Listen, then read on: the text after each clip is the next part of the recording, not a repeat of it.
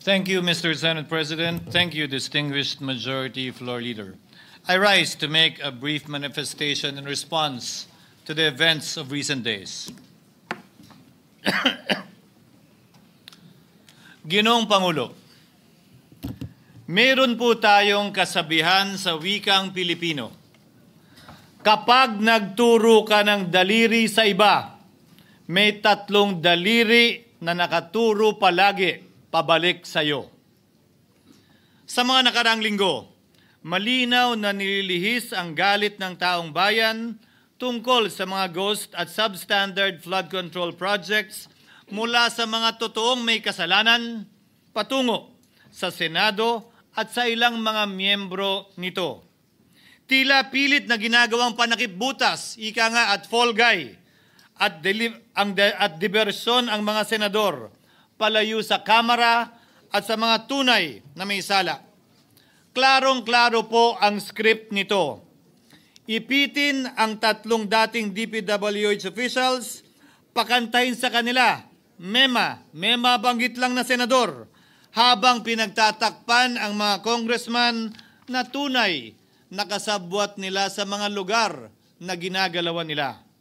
Simple ang patunay dito. Kapanipaniwala ba na wala silang kinausap na kahit isang congressman nakaupo na totoong may hawak ng mga distrito sa lugar na ginalawan nila sa hinaba-haba ng testimonya nila dito o sa Kamara? Banggit sila ng banggit, name drop sila ng name drop ng pangalan ng senador. Maski na klaro naman kung inyong papakinggan na wala silang masabing direktang nakausap o binigyan ng anuman. Lahat ito para lamang ipako ang mga senador sa media at sa publiko at ilayo ang atensyon sa Kamara at mga congressman. Bakit nga ba? Dahil tila mas malaking isda, ika nga, mas mataas, mas kilala ang mga senador kumpara sa congressman? Umaasa sila na maiibsan ang galit ng tao sa kanilang mga anomalya ukol sa flood control at tuluyan na silang makakatakas mula sa anumang pananagutan. Isang tao lamang, Ginoong Pangulo, ang nasa likod ng script at sarswelang ito. Siya ang dahilan ng kaguluhan, pagkakaaway-away, pagkakawatak-watak na ngayon yumayanig sa ating bayan, maprotektahan lamang ang sarili niya. Ang pangalan niya ay matagal nang bulong-bulungan sa bawat sulok ng bansa, pero ngayon, unti-unti nang sinisigaw ng taong bayan.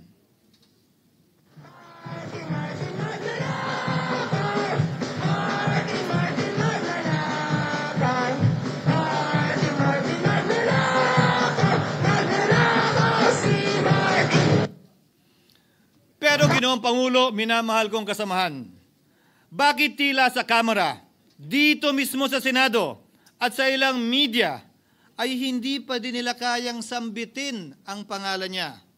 Pues, sasabihin ko, Martin Romualdez. Minsan ang binanggit ng mga diskaya ito mismo dito sa Senado, ang kanyang pangalan. Pero agad itong pinabawi nung humarap sila sa Kamara. Binanggit ni Master Sergeant Gutesa ang kanyang pangalan. Pero ultimo notaryo, natunto nila at pinabawi nila ang pagnotaryo. Buti na lang, huli na't nasabi na niya ang pangalan ni Martin Romualdez na pinanumpaan dito mismo sa ating Blue Ribbon Committee. Hindi ba't si Ginoong Gutesa, hindi ba't si Sergeant Gutesa lamang ang bukod tanging testigo na walang kinalaman, hindi sangkot sa flood control issue, walang hininging immunity, deal o proteksyon kapalit ng kanyang pagtestigo? Siya ang kauna-unahang nagtestigo na personal na naghatid ng pera sa bahay mismo ni Martin Romualdez. Ang salaysay niya, Ginoong Pangulo, ay kumpirmasyon ng matagal nang isinisiwalat ni Congressman Chanco at Mayor Magalong kung sino ang ulo sa paglilimas sa kaban ng bayan na ating naririnig na rin. 13,803,693 with Congressman Saldico as proponent. For the record, ang binabanggit po nating Representative Elizaldico, siya po yung chairman ng House Appropriations Committee. Walang kaduda-duda yan. Ito nga, hirap na hirap silang banggitin pa yung isa sa mga mastermind nila dyan, si Saldico, hirap na hirap pa silang banggitin. May isa pang mas mataas sa kanya? Hindi naman gagalaw yun kung walang... Siyempre, hindi naman gagalaw yun kung walang pahintulot yung mas mataas sa kanya. Which is the House Speaker. 330. Ginoong Pangulo, pahintulutan niyo po ako magkwento ng konti upang patotohanan ang mga salitang ito. Taong 2023 nung tinalaga si Ginoong Kiko Laurel bilang kalihim ng kagawaran ng agrikultura. Bilang suporta sa kanyang mandato, tinanong ko noon ang isang simpleng katanungan sa budget process natin. Bakit mas malaki ang pondo ng flood control kesa sa agrikultura? Why is it that the budget for flood control is bigger than the budget of the Department of Agriculture or the agriculture sector as a whole? The fifth biggest allocation, not even a department, is flood control. And allocating a measly 31 billion for irrigation, for rice. Why? Pagkatapos po noon, tinulungan ko siyang bawasan ng flood control budget at idagdag sa 2024 budget ng Department of Agriculture. Aniya, tumawag daw sa kanya si Congressman Zaldico dahil pinapatanong daw ni Speaker Romualdez, bakit binawasan ang pondo ng flood control? Ngunit wala nang nagawa si Congressman ko dahil sinabi niyang pasayan ng Pangulo. Nung termino ko rin po bilang Pangulo ng Senado, maraming beses po akong tinanong ni Pangulong Bongbong Marcos tungkol sa panukalang budget para sa 2025. Sinabi ko po sa kanya ang buo at tapat na katotohanan para malaman po niya ang tunay na larawan at sitwasyon ng pambansang budget para sa taong yon. Ito marahil, Ginoong Pangulo, minamahal kong kasamahan, ang isa sa mga dahilan kung bakit pinag-utos ng Pangulo ang pag-veto at pag-for late release sa FLR at pag-hold ng malaking bahagi ng budget nila. Marahil, isa rin ito sa mga dahilan kung bakit ninais ng Pangulo na matanggal si Congressman Zaldico bilang chairman ng House Committee on Appropriations dahil sa mga inilahad ko at marahil na-discover din ng Pangulo kaugnay sa 2025 budget. Hindi malayo, Ginoong Pangulo, na naganap din ang mga ito noong 2023, 2024 at mga nauna pang budget kung saan napakaraming ghost at substandard projects ayon kay Secretary Vince Dizon at ayon mismo sa talumpati ng ating kasamahan na si Senator Ping Lacson. Ngunit marahil ay walang naglakas loob na sabihin ng katotohanan kay Pangulong Marcos o magsumbong sa kanya kaugnay sa ilang mga bagay na ito bago ako. Nais ko din pong kumpirmahin ang sinabi ni Congressman Toby Chanco na ang pag-file ng impeachment complaint laban kay Vice President Sara Duterte ginamit na paraan ni Speaker Romualdez para mag-release ng pondo nila na naka-FLR or for late release bago mag-eleksyon. Maski na alam po niya na hindi po ito kayang talakayin ng Senado hanggang sa Hunyo pa mula nung simula. Ulitin ko, ginamit ni Martin Romualdez ang FLR at ang pangalan ng Pangulong Marcos upang itulak ang kanilang unconstitutional na impeachment complaint. Sabi nila, pumirma kayo dahil kung hindi lalabas ang pondo nyo na naka-FLR bago mag-eleksyon. Subalit, Ginoong Pangulo, hindi ito umubra. Hindi ito umubra dahil tinanggihan ito ni PBBM. Sinabi niyang walang ganyang uri ng usapan at sinabi niyang hindi niya gagawin yon.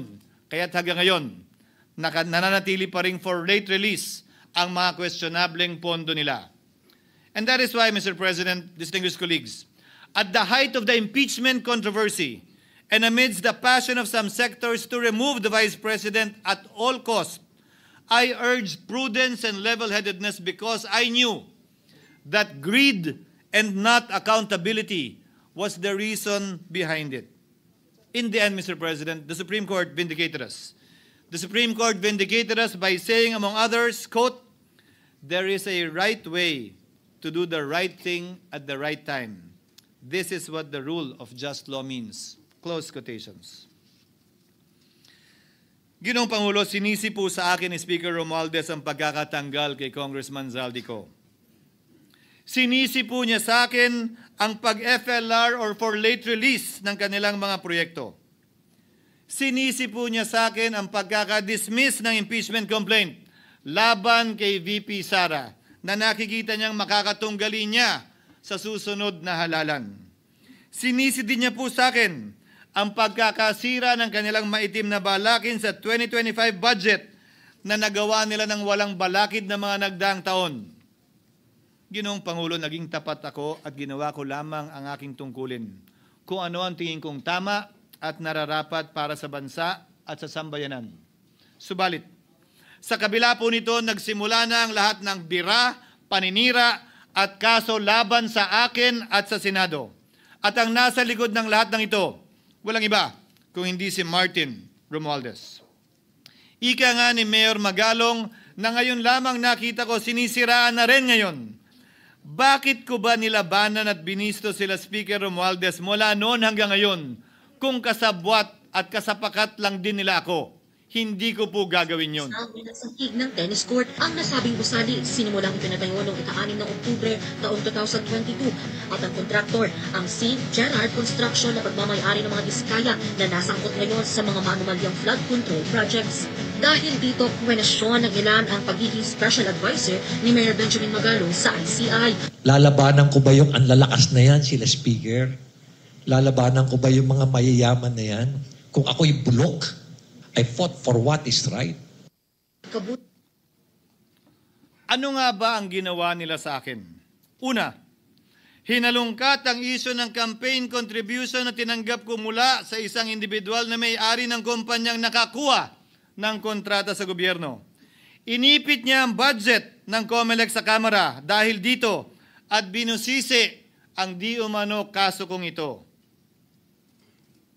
Subalit, Ginoong Pangulo, tulad ng sinabi ko sa simula ng aking talumpati, kapag ka nagturo ka ng daliri kanino man, may 3 daliring nakaturo pabalik palagi sa iyo. Anong nangyari? Hindi ba't biglang may lumabas na ulat ng PCIJ na ang dami naman palang opisyal, hindi lang senador, mas mataas pa ang tumanggap din ng ganung uri ng kontribusyon noong 2022 elections? Ang tanong ko ay simple. Kung legal at walang mali sa ginawa nila, edi dapat legal din at tama ang ginawa ko. Pero bakit ako lang ang iniimbestigahan tungkol dito? Higit pa doon, Ginoong Pangulo, hindi ba tayon kay Mayor Magalong merong 67 na miyembro ng Kamara na kontraktor? Ito po ay mga miyembro ng Kamara na may construction firm na nakakuha ng kontrata sa gobyerno. Kung bawal talaga ito, ibig sabihin ba niyan, bawal na nilang gastusin ang sarili nilang pera para sa kanilang sariling kandidatura? Bakit hindi din binubusisi yun? Bakit hindi inaalam yun? Ako lang talaga? Pangalawa, inintriga ni Martin Romualdez ang dating liderato ng Senado dahil sa pagkakaupo at pagdinig ni Senator Marcoleta sa Blue Ribbon Committee dahil marahil sa pananaw niya ay hindi siya safe kay Marcoleta. Ngunit, Ginoong Pangulo, sa hindi niya inaasahang pagkakataon, nung araw ding yun, nagsalita ang mga diskaya, pinangalanan ng 17 congressman na kasosyo niya, kabilang ang pagbanggit na naman ng pangalan ni Martin Romualdez. Karamihan sa mga kawani ng DPWH na nabanggit sa itaas ay paulit-ulit na binabanggit ang delivery ng pera ay para sa kay Zaldico na dapat at least 25%. Si Kong Marvin Rillo naman ay ilang beses na binabanggit ang pangalan ni Speaker Martin Romualdez bilang kanyang malapit na kaibigan. Isa na naman po itong patunay, Ginoong Pangulo. Kapag ka nagturo ka ng daliri sa iba, may 3 daliring nakaturo pabalik sa iyo. Pangatlo, sa pagdinig ng Blue Ribbon Committee kung saan niname drop ako ni Yusek Bernardo, bagaman inamin niyang personal na mismo na hindi niya rekta kung nakausap o binigyan ng anuman, bigla namang tumestigo si retired Master Sergeant Gutesa at muling pinangalanan si Martin Romualdez na hinahatiran daw niya ng pera sa mismong bahay nito. Ang bawat malita ay may lamang humigit kumulang 48 million pesos. Kalimitang dinadala sa bahay ni Congressman Saldico, ibababa lamang namin ay 35 malita para i-deliver sa bahay ni House Speaker Martin Romualdez. Gamit ang script niya sa pagturo sa akin, ayan na naman. May 3 daliring nakaturo palagi pabalik sa kanya tuwing ginagawa niya yan. Ulitin ko po for the record, Ginoong Pangulo, ang sinabi ni retired Master Sergeant Gutesa. 35 maleta ng pera na naglalaman na mahigit kumulang 48 milyong piso bawat isa o kulang-kulang 1.7 billion pesos sa isang delivery. Ay di umano hinatid niya sa iba't ibang bahay, sa iba't ibang pagkakataon ni Martin Romualdez. Subalit, sa kabila ng lahat ng ito, hindi ba nakapagtataka? Bakit hindi sinasama si Martin Romualdez sa anumang investigasyon? DOJ man, NBI man, AMLAC man. No ako po ay pinuntahan, no ako po ay dumalo sa imbitasyon ng ICI bilang resource person, binanggit ko at tinanong ko din ito sa kanila. Ganito ba katindi ang kapangyarihang hawak ni Martin Romualdez? Na bagaman hindi siya speaker, tila the name that cannot be mentioned pa din siya at nagagawa pa din niya ang nais niya kaugnay sa isang mapamiling hustisya o selective justice. Halimbawa, bakit ang daming kondisyon bago ipasok ang mga diskaya na nagpangalan sa maraming congressman sa witness protection? Pero pag si Alcantara, Hernandez at Bernardo, walang ganong kaparehong kondisyon. Bakit hiniling agad ang freeze order di umano para sa asset ng mga name drop na senador? Pero maliban kay Congressman Zaldico na mukhang nilalaglag na nila, ni isang congressman walang request para sa freeze order. Pagdating naman kay Martin Romualdez na dineliveran ng bilyong piso sa bahay mismo niya, ang sabi ay, quote, "We will work on it lang." Bakit interesado ang lahat sa 6 na senador na idadawit di umano ni Bryce Hernandez na handang-handa tayong alamin sana kung sino-sino sila para mapagpiestahan natin sila? Pero nung sinabi ni Bryce na hindi pala senador, kung hindi kongresista lamang ang papangalanan niya, aba, biglang naglaho ng parang bula ang atensyon. Parang wala na nagtanong. Parang wala nang interes para alamin, sino-sino nga ba yung mga yan? Kung ako po yung tatanungin nyo, alam ko merong 6 na senador eh. May nagtatanong sa akin, bakit wala si Cheese?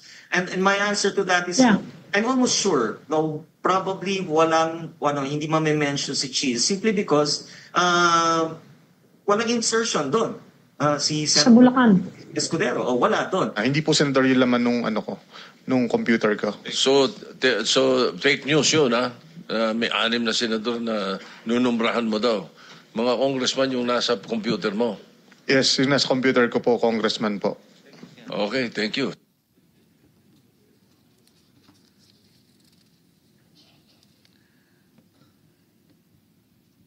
Nagkataon lang ba, Ginoong Pangulo, na ang mga nakaupong senador na dinidiinan sa ngayon ay ang dating Pangulo, dating pro tem, dating punong mayoriya ng Senado, na lahat nagkataon din lang ba na bumoto kontra sa depektibong impeachment ni Vice President Duterte o talagang tinumbok lang kami?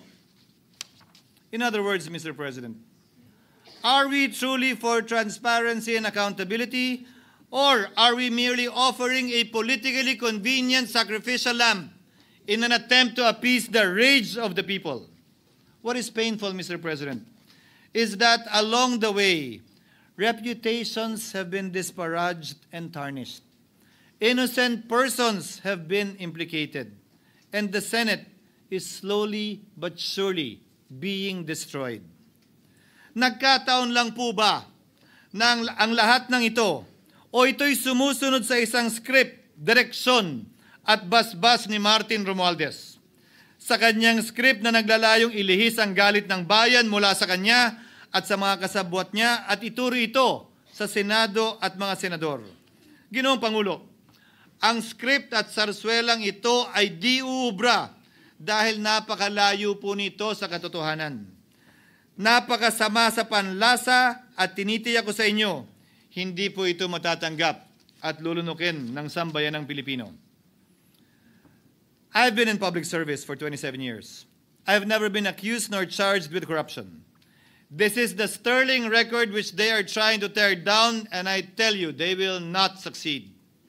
I will defend myself, Mr. President, against these malicious and false allegations. In fact, I have already filed and will be filing necessary and appropriate charges against my accusers and prove them wrong. And with the help of the Almighty, I will be vindicated and declared innocent, I am sure. Kaya ko po ipagtanggol ang sarili ko, Ginoong Pangulo.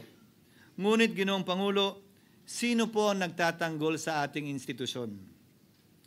Kaya't ang aking tanging hiling po sana sa inyo, Ginoong Pangulo, at sa ating mga kasamahan sa Senado.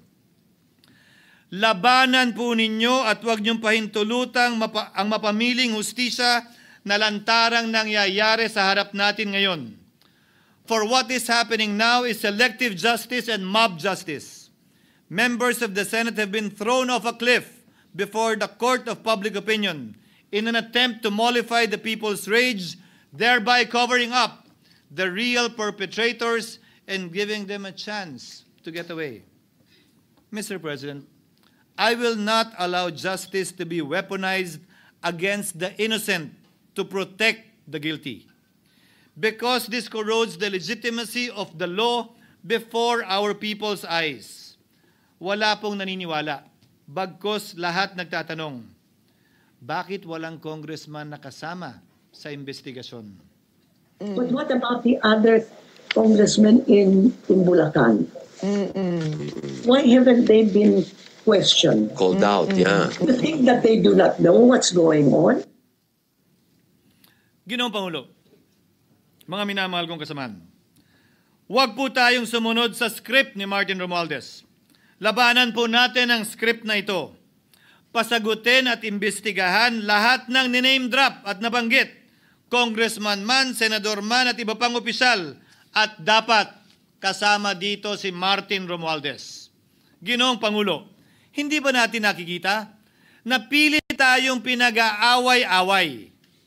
Mayaman, mamamayan laban sa lingkod bayan, lokal laban sa nasyonal na opisyal, congressman laban sa kapwa congressman, at ngayon, senador laban sa kapwa senador, pamilya laban sa pamilya, Pilipino laban sa kapwa Pilipino. Ginoong Pangulo, tandaan po natin, mas madaling manipulahin at ang nag-aaway at nagkakawatak-watak na bansa. At ito ang eksaktong gusto nilang mangyari. Ito, sa aking paniniwala, ay bahagi pa din ng script at sarswela na nais palaganapin ni Martin Romualdez upang lituhin, guluhin, linlangin at sirain ang ating lipunan at bansa para lamang huwag siyang mabisto. Sana ay huwag nating payagang mangyari ito. Ginoong Pangulo, tulad ng sinabi ko sa simula ng aking talumpati, sa kada mapang-akusa at mapanghusgang daliri na ituturo ninyo sa inyong kapwa, lalo na kung walang basihan, merong 3 daliring palaging nakaturo sa iyo pabalik. Sana po, maging mapanuri tayo. Huwag dali-daling magturo at maghusga dahil lamang sa napakinggan. Huwag tayong sumabay, kumampi, at magpadala sa script at sarswela ni Martin Romualdez. Kung kayo ay kakampi ni Martin Romualdez, pues sumunod kayo sa gusto nila. Una, maniwala kayo sa mga sinasabi ng testigo niya na nagtuturo lamang sa mga senador.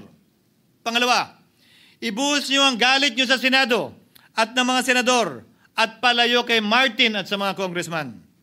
Pangatlo, pagdudahan at sirain niyo si Sergeant Gutesa na bukod tanging hindi nakinabang at walang bahid at hiningi anumang kapalit sa pagsabi ng katotohanan. Pangapat, huwag niyong payagang mabanggit man lang ang pangalan ni Martin Romualdez. Panglima, huwag niyong payagang ipatawag si Martin Romualdez sa anumang investigasyon. Pang-anim, huwag niyong payagang imbestigahan si Martin Romualdez at mga kasamahan niya saan mang lugar. Ako, Ginoong Pangulo, hindi ako kakampi ni Martin Romualdez. Kaya lalabanan ko siya at lahat ng panglilinlang niya. Una, papatunayan kong hindi totoo ang mga panggigipit at paninira ng mga testigo niya laban sa akin at mga senador. Pangalawa, tututulan ko ang paglilihis at diversyon na ginagawa niya palayo sa kanya at sa Kamara. Pangatlo, hindi ko papayagang sirain ang mga senador pag away-awayin tayo at sirain ang institusyon ng Senado. Pangapat, pinaniniwalaan ko at saludo ako kay Sergeant Gutesa at iba pang katulad niya sa paglabas ng katotohanan. Panglima, hindi ako matatakot banggitin ng paulit-ulit ang kanyang pangalan, Martin Romualdez. At ipaglalaban kong ipatawag at imbestigahan si Martin Romualdez at lahat ng kanyang mga kasangkot at kasama. Ginoong Pangulo, mga minamahal kong kababayan, kung nais niyong lumitaw ang katotohanan, kung nais niyong panagutin ang tunay na salarin, kung nais po niyong makulong ang tunay na may kasalanan, huwag ninyong kampihan si Martin Romualdez. Punitin natin ang script ni Martin Romualdez at higit sa lahat, huwag magpadala, huwag sabayan, huwag maniwala sa sarswela na nilalako ni Martin Romualdez. Maraming salamat po, Ginoong Pangulo, at magandang hapon po sa ating lahat. Thank you, Senator Francis Chis Escudero. Majority Leader. May I ask for a minute suspension, Mr. President? Session is suspended for 1 minute.